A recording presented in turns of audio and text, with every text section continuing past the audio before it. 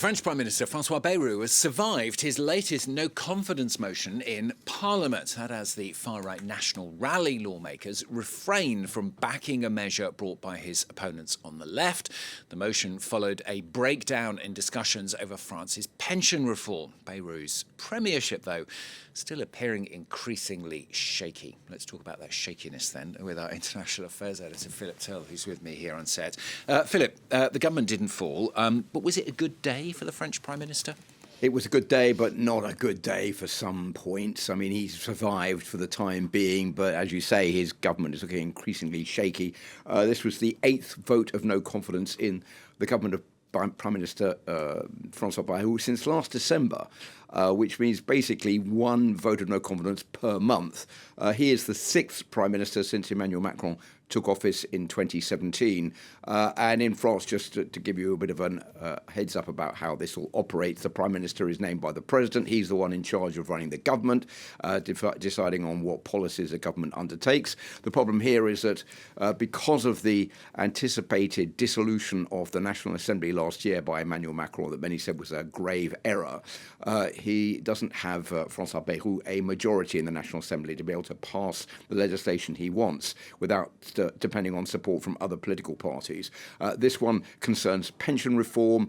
This has been rejected by many in the National Assembly, saying that they don't want to push the retirement age up from 62 to 64. There's been no debate about it. There have been discussions going on between unions and heads of industry that have reached no agreement on what the best way forward is. That's why the Socialist Party called this vote of no confidence that the Prime Minister has narrowly won, but only because the National Rally of Marine Le Pen, the far-right party, didn't vote the motion of no confidence. They have the largest amount of MPs in the National Assembly, 123. If they decide to vote against something, then the government will fall and then there'll be early elections. So François Bayrou is out of the woods for the moment, but he still has the budget to decide on later this year, and that's where the National Rally could pull the plug on the government's attempts to stay in power. Yeah, budget is the big one, isn't it? It all comes, let's not forget, of course, that right at the time when the French national debt has reached an all-time high, and the government just doesn't have any money, does it?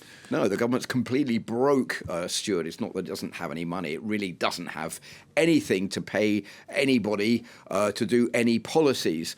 These are the debts of France, 113% of GDP, 3,300 billion euros, that's 3 trillion euros worth of debt, rising quickly, 40 billion euros more in just 3 months this year, and that's 6% over the past year, so that debt is spiralling upwards, and it's nothing new. France has been amassing that debt for the past 50 years. Since 1973 was the last time that France had an equally balanced set of books in the country. The Prime Minister has said it is public enemy number one, France's debt. He's trying everything he possibly can to bring it down, but struggling to do that under the threat there could be intervention from Brussels, from the International Monetary Fund, from the European Central Bank if things don't go better, and they will be imposing an austerity plan on France. For the moment, that doesn't appear to be happening, but that is something that could happen in the future. Charles de Gaulle, the former president of France, used to say, "It's either me or chaos." What François Bayrou is saying is now it's either my budget coming up later this year or the International Monetary Fund.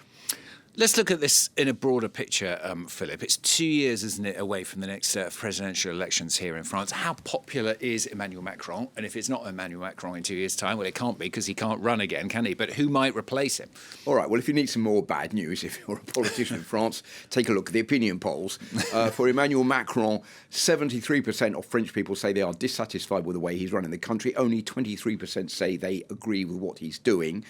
He has more or less abandoned the internal affairs of France, devoting his attention to foreign policy. We just saw him talking to Vladimir Putin, creating this role as an international statesman.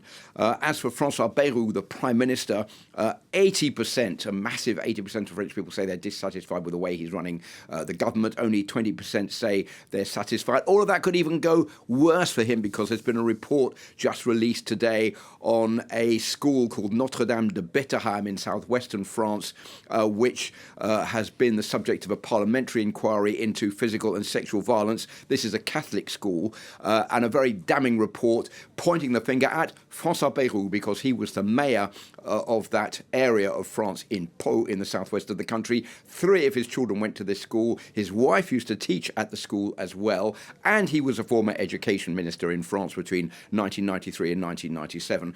And the report says there's no way that he could not have known that sexual and physical abuse was going on at this school. He has dismissed all of this, saying the only way that he found out about this was reading about it in the press, even though his children were at the school. So that is going to act as another buffer zone to say the Prime Minister may be lying or not facing up to the truth in all of this, and will, I would expect, have another dent on his popularity rating here in France. So the big question now is who could take over from Emmanuel Macron in 2 years' time. There are a few candidates who are vying for that position. The most obvious one is Marine Le Pen on the left of this photo.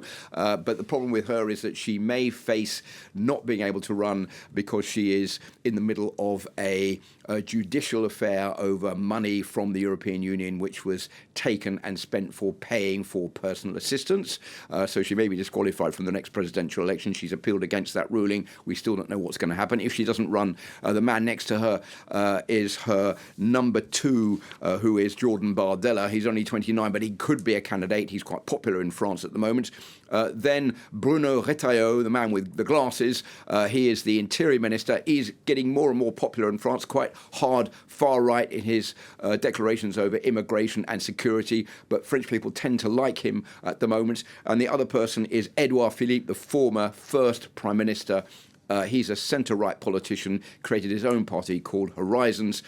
He is quite popular in France too, and is also vying for the top spot in 2 years' time. It's a long way off yet, Stuart, but there could be a new government between now and then. Whether François Bayrou will survive the autumn still remains to be seen. Yeah.